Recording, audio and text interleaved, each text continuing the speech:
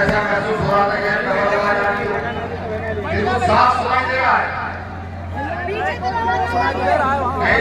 पीछे आवाज नहीं जा रही, पीछे इसका इनको थोड़ा कम करा है, इसका इनको बढ़ा हुआ है, तो कहे इसका इनको कम करें।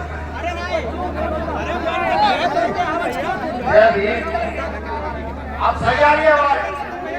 ठीक है। सबसे पहले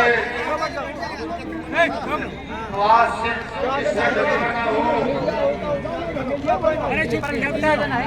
एक आंदोलन जो महापुरुषों के साथ साथ आपके क्षेत्र में चलाया गया, मुझे ये लगता है हमारे मुख्य मलारी निवासी जी की सरजमी को मैं नमन करता हूँ, वंदन करता हूँ, जय भीम करता हूँ।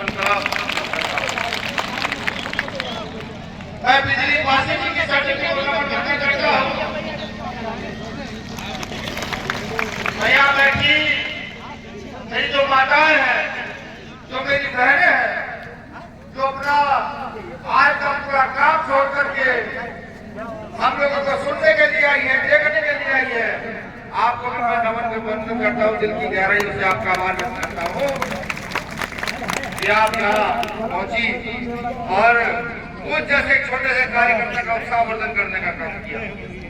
यहाँ बैठे मेरे बुजुर्गवार, यहाँ बैठे मेरे युवा साथी, यहाँ बैठी आवाम का भी मैं नमन वंदन करता हूँ, जय भीम करता हूँ।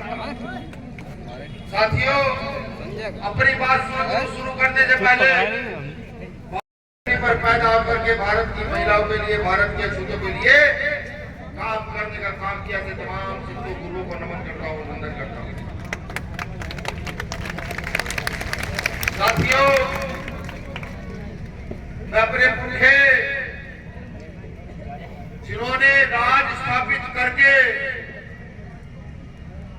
तलवार का भी मतलब समझाया, कलम का भी मतलब समझाया, हिंसा का भी मतलब समझाया और शांति का भी मतलब समझाया। सम्राट अशोक, चंद्रगुप्त मौर्य, महाराजा बिजली पासी, महाराजा सीता पासी, उदा देवी पासी, या तमाम वो हमारे पुरखे जिन्होंने भारत पर राज किया, आज भी जिनके जिले चीख चीख कर उनकी सौ जगह तक आते हैं, उन पुरखों के चरणों में भी नमन करता हूँ, वंदन करता हूँ।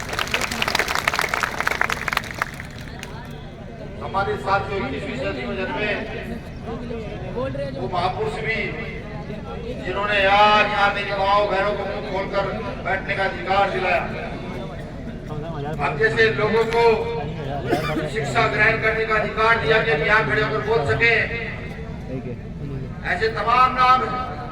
पहले तो अरसर के जनक छत्रपति साहू जी महाराज, शिक्षा को प्रफुल्लित करने वाले महात्मा ज्योतिबा फुले, और इन सब चीजों को अधिकार के रूप में हम सब लोगों को देने वाले डॉक्टर बाबा साहब अम्बेडकर को भी मैं उनके चरणों में नमन वंदन करता हूं।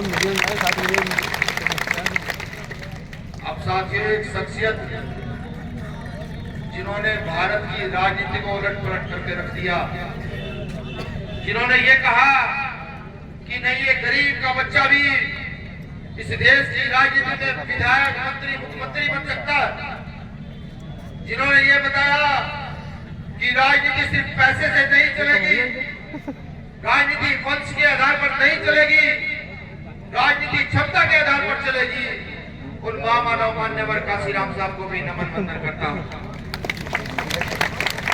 साथ एक विशेष नमन वंदन और है, जिन्होंने मान्यवर काशीराम साहब को इस आंदोलन में लाकर खड़ा किया,